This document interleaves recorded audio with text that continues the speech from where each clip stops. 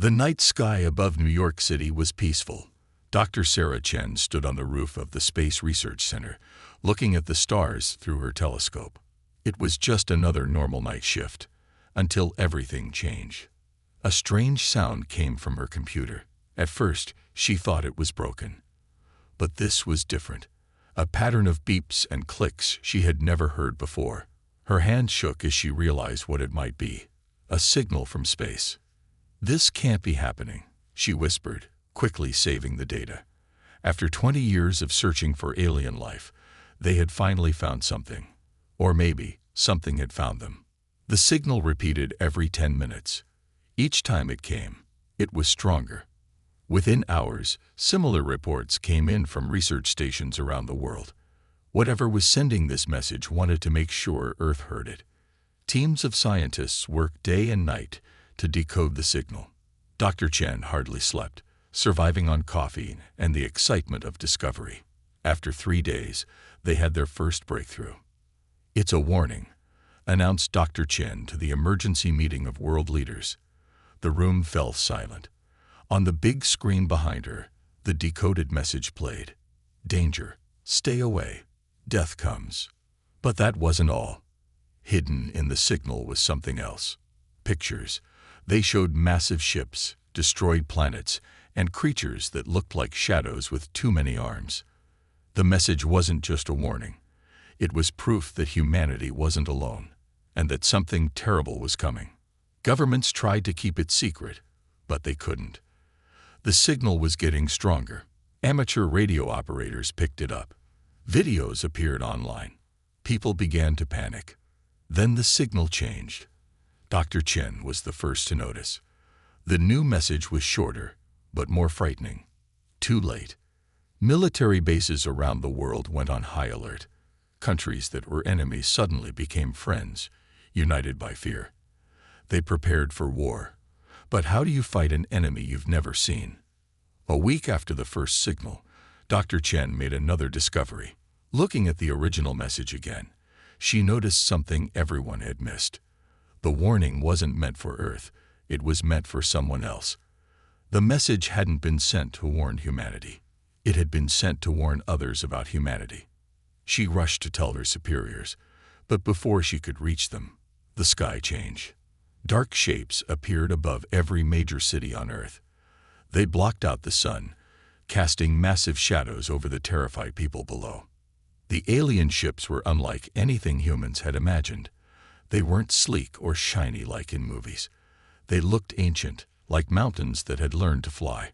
Each one was bigger than the largest human city. Millions of people stood in streets around the world, looking up at the ships. Some ran, some prayed, some just watched and waited.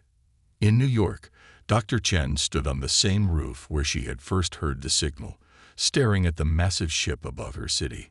The aliens hadn't attacked yet. They just waited, hanging in the sky like storm clouds. The whole world held its breath, waiting for what would happen next. Then, every screen on Earth, every phone, computer, and TV showed the same message. "We received the warning about your species. We came anyway. Now you will learn your place in the galaxy." But there was something the aliens didn't know, something that would surprise them. Humans had never been good at learning their place. Throughout history, they had faced impossible odds and survived. They had fought against nature itself and won.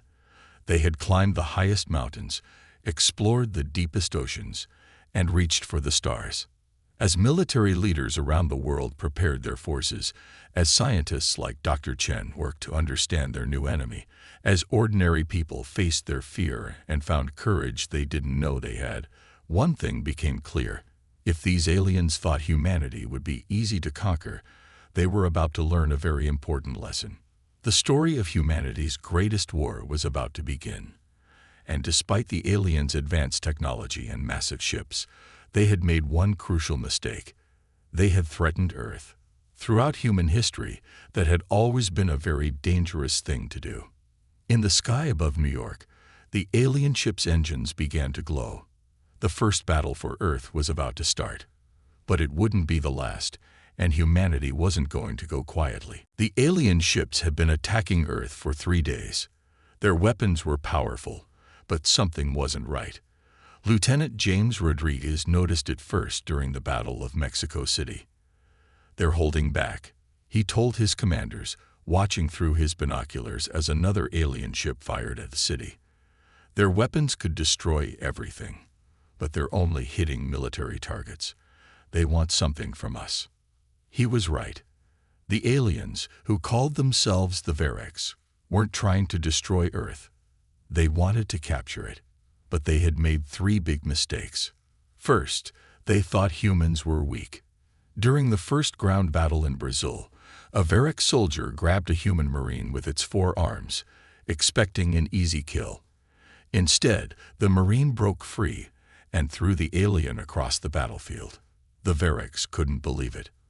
On their world, with its lower gravity, they were strong. But Earth's gravity had made humans stronger than most alien species. The second mistake was thinking humans would surrender easily. When the Varex commander demanded Earth's surrender, showing videos of how they had conquered 100 other worlds, the United Nations sent back a one-word reply: no.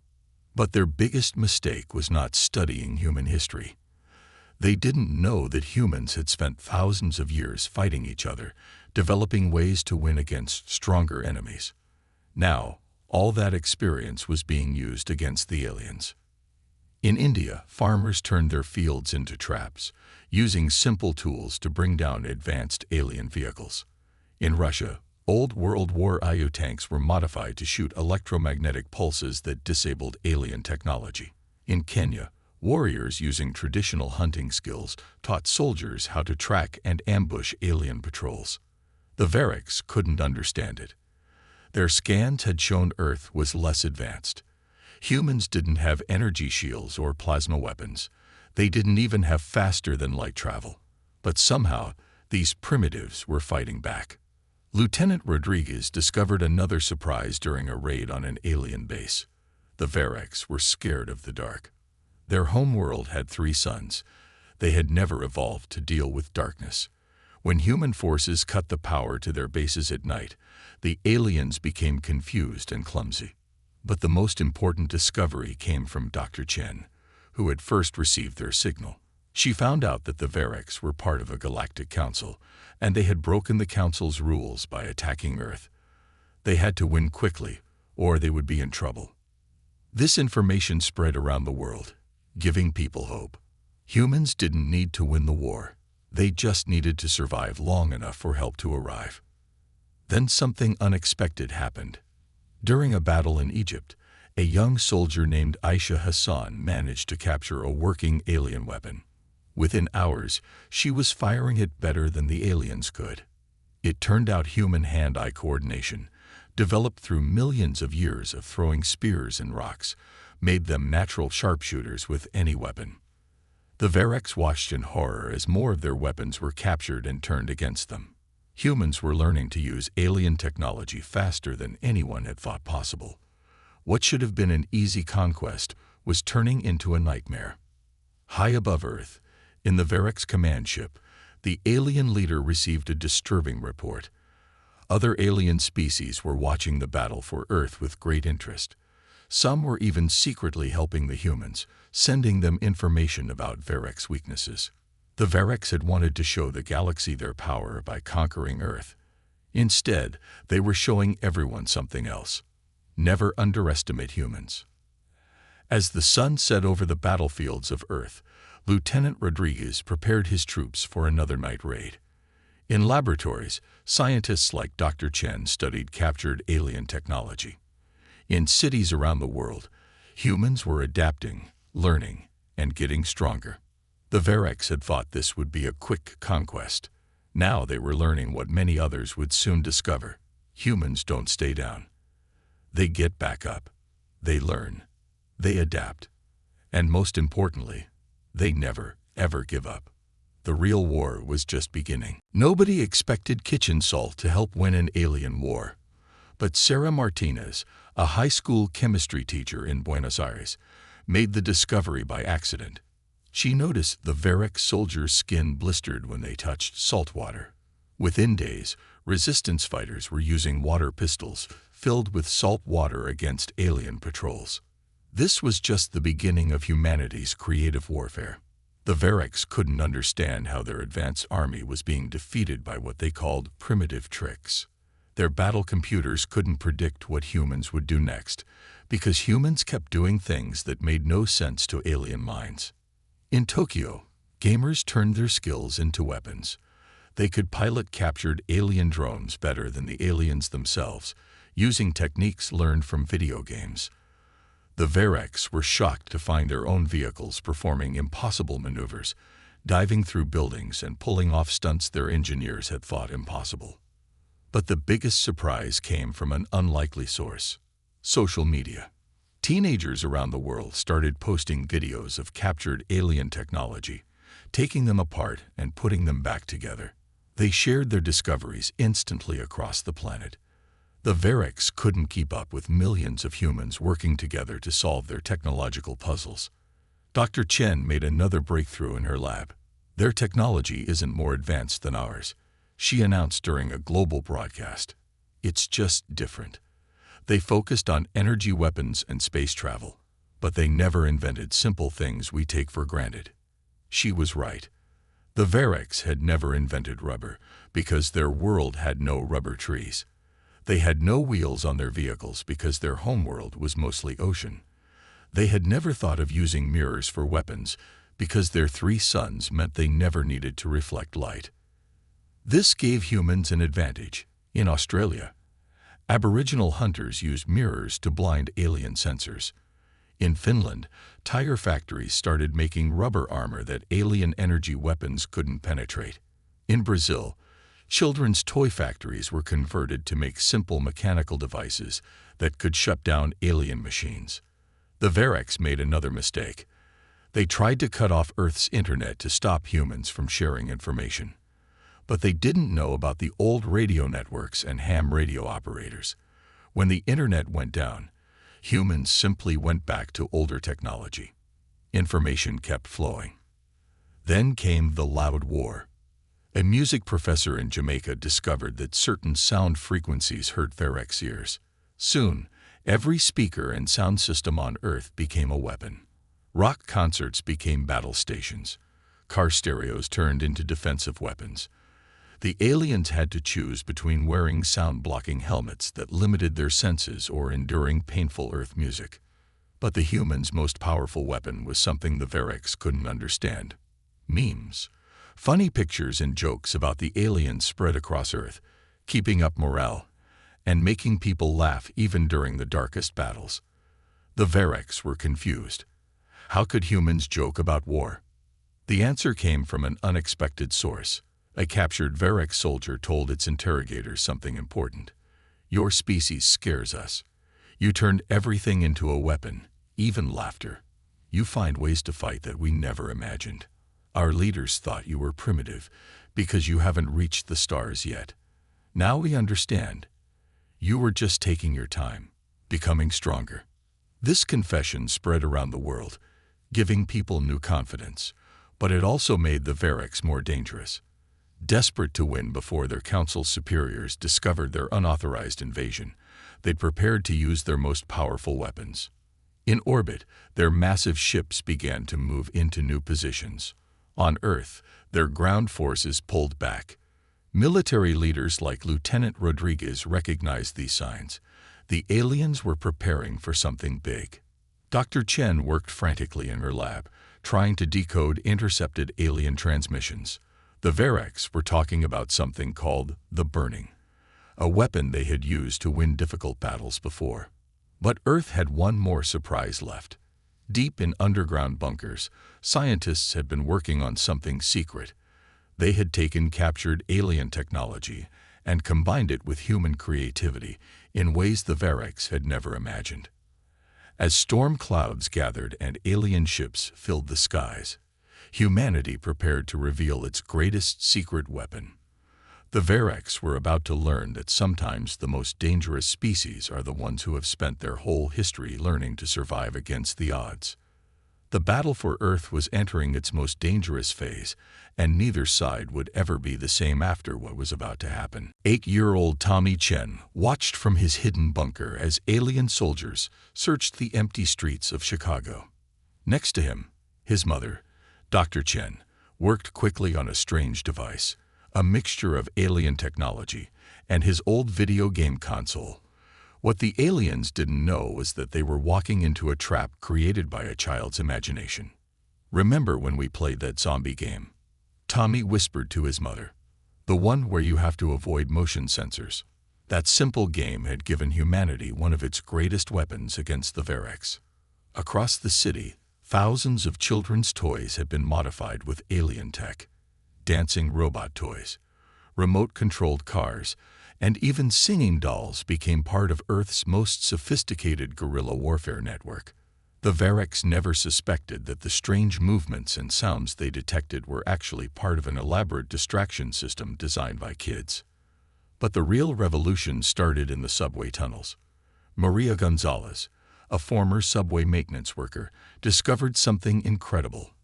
The Varex ships created a specific pattern of vibrations in the ground. Using old train tracks as giant conductors, resistance fighters could detect alien movements from miles away. Underground, humans built a new world. They turned abandoned subway stations into factories. Old train cars became mobile command centers. The Varex, who hated enclosed spaces due to their evolution on an open ocean world, rarely ventured below ground. This was humanity's greatest advantage. Lieutenant Rodriguez, now leading the North American resistance, called it the ant strategy. Like ants, humans could carry many times their own weight and work together in perfect coordination. They built vast underground networks, appearing on the surface only to strike and vanish again. The Varex grew frustrated. Their advanced sensors couldn't track an enemy that used children's toys as decoys and subway tunnels as highways. But their biggest shock came from what humans did with captured alien technology. Dr. Chen made an amazing discovery. They designed their weapons for their four-armed bodies, she explained to the resistance leaders. But human arms are stronger and more precise. We can use their weapons in ways they never imagined. She was right. Human soldiers could fire Varex weapons one-handed, while the aliens needed 3 arms to steady the same gun. This meant humans could shoot and carry shields at the same time, something the Varex had never considered possible. But the real game-changer came from an unexpected source. Professional athletes. A group of Olympic gymnasts showed that human flexibility and balance made it possible to operate alien vehicles better than their original pilots. Basketball players demonstrated throwing accuracy that made alien targeting systems look primitive. The Varex made another crucial mistake. They tried to use Earth's weather against humans, not knowing that humans had centuries of experience fighting in every possible condition. When they created artificial storms, humans used weather prediction technology to turn the bad weather against them. Then came the Ghost Army. In India, Bollywood special effects artists created holograms using modified alien projection technology. The Varex would detect large human armies, waste resources fighting them, only to discover they were chasing light shows. The resistance even turned Earth's animals into allies. Dogs could smell Varex soldiers from miles away. Crows and pigeons were trained to spot alien scouts.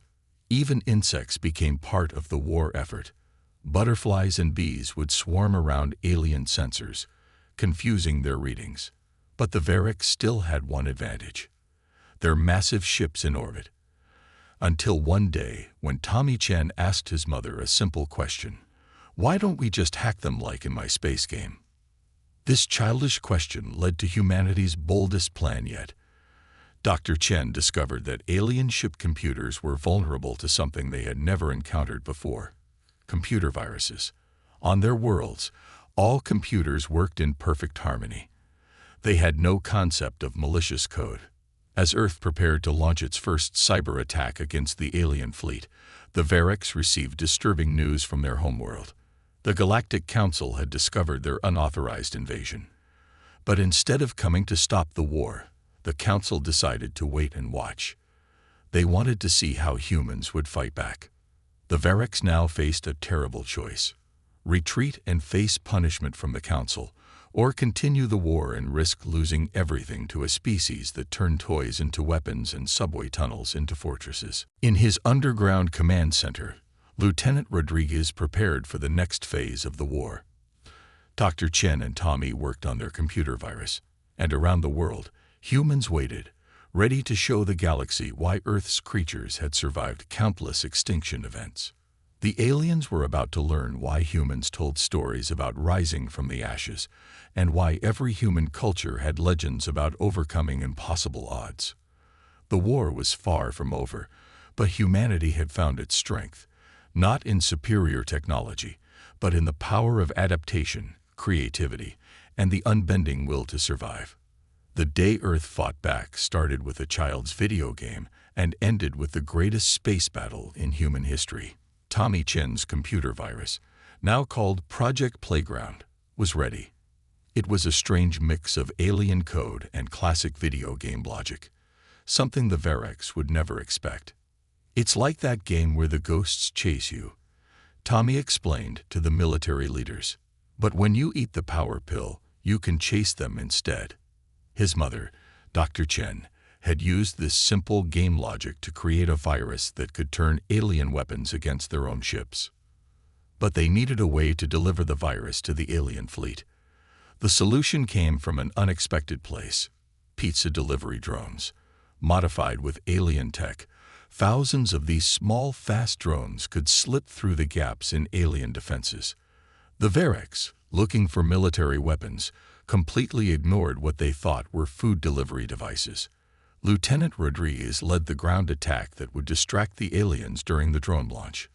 His secret weapon: soccer players, professional athletes from around the world, had discovered they could kick alien grenades back at their ships with perfect accuracy. The Varex were completely confused by humans using their feet as weapons. Meanwhile, in orbit, something extraordinary was happening. The virus wasn't just shutting down alien systems, it was teaching their computers to play games. Alien weapons started moving like characters in old arcade games, following predictable patterns that human fighters could easily avoid. Dr. Chen watched in amazement as alien ships started moving in ways that reminded her of classic Space Invader games. "They're locked in a game they don't know how to play," she explained to world leaders. "And we've been practicing for this game our whole lives." But the real surprise came from Earth's oceans. Marine biologists had discovered that whales could disrupt alien sonar systems.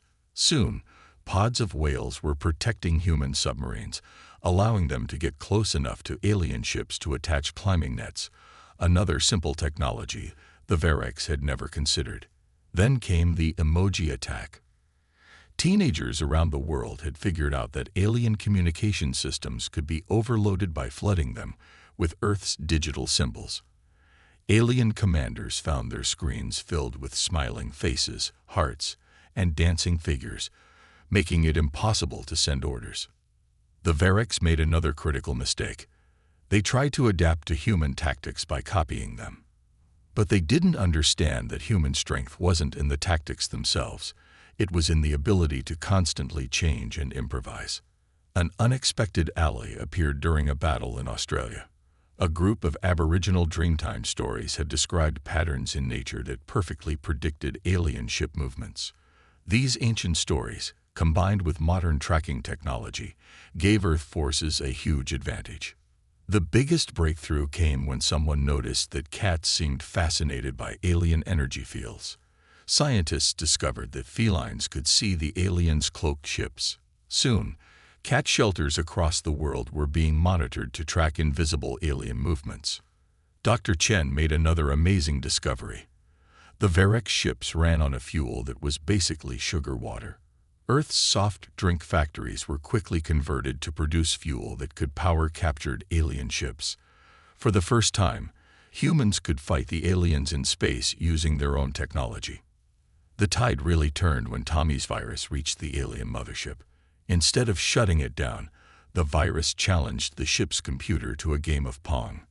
The alien AI, never designed for games, devoted all its processing power to trying to win, completely forgetting about the war. Other alien species watching the battle were amazed. Humans hadn't just survived. They had turned the invasion into a game they could win. Reports spread across the galaxy about the species that defeated advanced technology with children's toys and ancient wisdom. The Vareks faced a new problem. Some of their own soldiers, fascinated by human culture and creativity, began to question their orders. They couldn't understand how a species could be simultaneously so primitive and so advanced. In orbit, the first human-piloted alien ships, powered by cola and guided by video game logic, prepared for battle. On Earth, Rodriguez's forces, supported by animal allies and armed with a mix of alien tech and Earth ingenuity, got ready for the biggest attack yet. Dr. Chen and Tommy worked on their next project, teaching Earth's AIs to communicate with captured alien computers using emoji. The Vareks were about to learn that humanity's greatest weapon wasn't technology or strength. It was the ability to find joy and creativity even in the darkest times. As Earth prepared for its greatest battle yet, news arrived that other alien species were coming, not to fight, but to learn. Humanity had done the impossible. They had made the galaxy curious. The war wasn't over, but Earth was no longer just fighting for survival. They were fighting to show the galaxy that sometimes the best way to advance isn't through technology, but through imagination, adaptation, and the willingness to try impossible things. In the depths of space, thousands of alien species were secretly watching Earth's battles through their long-range sensors. What they saw changed galactic history forever. On a distant planet called Zex-9, a slave species watched in amazement as humans turned simple water and salt into weapons. Inspired by Earth's resistance, they looked at their own oceans differently. Within days, their rebellion began. Back on Earth, something incredible was happening.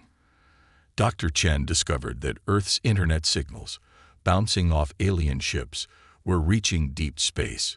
Human memes, music, and cat videos were spreading across the galaxy. Alien civilizations became obsessed with Earth's culture, especially something they couldn't understand called dancing. Tommy Chen had become a galactic celebrity without knowing it. His video game virus had inspired a new form of peaceful rebellion. Enslaved species began challenging their masters to Earth games. The masters, not understanding gaming concepts like respawning or power-ups, kept losing. Lieutenant Rodriguez received a strange message from an alien resistance group. They wanted to know about something humans called parkour. Soon, alien security forces across the galaxy were baffled by rebels jumping, flipping, and wall running through their defenses. But the biggest impact came from human cooking. The Vareks had accidentally broadcast footage of humans eating ice cream. The concept of frozen sweet food caused a sensation across the galaxy. Alien species had never thought of freezing food for pleasure. It started a cultural revolution. Earth's pets became legendary. Stories spread about small furry creatures called cats that humans kept as companions despite being clearly superior to humans in every way. According to the cats, alien species began demanding the right to have their own animal companions. Dr. Chen made another breakthrough. She discovered that every time humans played music during battles, the vibrations created patterns in space that other species could detect. Earth's resistance had accidentally been broadcasting a galactic concert. The Vareks' worst nightmare came true. Their invasion had turned Earth into an entertainment channel for the galaxy. Alien children were playing human games like hide and seek. Alien artists were trying to copy Earth's graffiti. Even the fearsome warrior clans of Drakon were attempting to understand something called breakdancing. Then came the Great Translation. A group of teenage linguists figured out how to translate human slang into alien languages. The phrase, "This is Seuss," caused a diplomatic crisis in 3 star systems. Nobody could explain to aliens why it was funny when humans said, "bruh." Earth's resistance tactics spread rapidly. On one planet, rebels used modified alien versions of jump rope to tangle security drones. On another, they organized flash mobs to confuse surveillance systems. The Galactic Council was horrified to discover that humans had accidentally invented protest raves. The Varex tried to stop Earth's cultural influence by jamming communications. Instead, they created the first galactic social media platform. Alien species began sharing their own versions of human memes. The galaxy discovered humor, but the most powerful weapon was hope. Every time the Varex destroyed a human city, humans rebuilt it better. They held concerts in bomb shelters. They painted murals on crashed alien ships. They turned refugee camps into art galleries. The galaxy had never seen a species that could find beauty in destruction. Tommy's latest project went viral across space, teaching alien AIs to play multiplayer games with humans. Soon, security systems across the galaxy were more interested in joining gaming servers than watching for rebels. Dr. Chen's research revealed something extraordinary. Earth's internet was creating the first ever galactic democracy. Different species were voting on their favorite human movies, debating Earth philosophy, and sharing their own stories of resistance. Underground on Earth, Lieutenant Rodriguez received messages from alien resistance fighters asking for the strangest things: recipes for cookies, instructions for paper airplanes, rules for playing hopscotch. The galaxy was learning that freedom wasn't just about fighting, it was about living. The Varex watched in horror as their invasion turned into a galactic cultural festival. Their own young were secretly watching human dance tutorials. Their scientists were addicted to human conspiracy theories. Their warriors were trying to understand why humans found cats so fascinating. Then came the ultimate humiliation. The Galactic Council, supposedly meeting to discuss the Earth crisis, got distracted watching human comedy shows. For the first time in galactic history, a council meeting was postponed because too many members were binge-watching Earth sitcoms. As Earth prepared for its final battles, the planet had already won a different kind of war. They had shown the galaxy that resistance wasn't just about weapons or technology. It was about creativity, joy, and the countless small things that make life worth fighting for. News arrived that alien tourist ships were gathering at the edge of the solar system, waiting for the war to end so they could visit this legendary planet. Earth had become the galaxy's most popular cultural icon. The only question was, what would humans teach the galaxy next? The final battle for Earth began with a cat video. Not just any cat video. This one showed Mr. Whiskers, Tommy Chen's pet cat, playing with a holographic mouse created from alien technology. When the video reached the Varex mothership, something unprecedented happened. The alien commander laughed. It was the first time in recorded history that a Varex had shown humor. The sound of their leader's laughter shocked their entire fleet into silence. In that moment of confusion, Earth launched its master plan. Operation Game Over, as Tommy called it, started with millions of kids around the world logging into their gaming consoles at exactly the same time. Each console had been modified with Dr. Chen's alien tech interface. The combined processing power created the largest gaming network ever, one that stretched into space itself. The Varex ships suddenly found themselves part of what they thought was a dangerous new weapon. In reality, they had been invited to the galaxy's biggest multiplayer game. Their combat computers, trying to understand the situation, accidentally joined the server. Lieutenant Rodriguez's ground forces launched Phase 2, the ultimate Rickroll. Every speaker on Earth, combined with captured alien audio systems, began playing Earth's most legendary internet prank. The Varex communication networks were overwhelmed with what their computers described as catchiest internal assault ever encountered. But the real masterstroke came from an unexpected source. Earth's grandparents. Elderly people around the world had been teaching alien AIs about human history through stories. The AIs, designed to learn, became fascinated by human wisdom. They began questioning their own purpose. Dr. Chen had discovered something remarkable. The Varex ships weren't just machines. They were living metal that could feel emotions. When exposed to thousands of years of human art, music, and storytelling, the ships began to experience something new: empathy.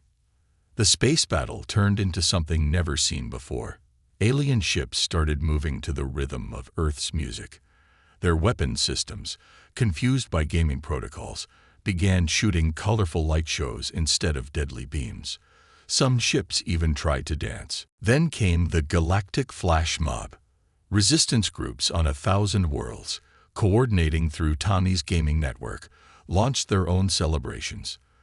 The galaxy erupted in a festival of freedom that overwhelmed every control system the Varex had created. The Galactic Council, arriving to stop the war, found themselves in the middle of history's greatest party.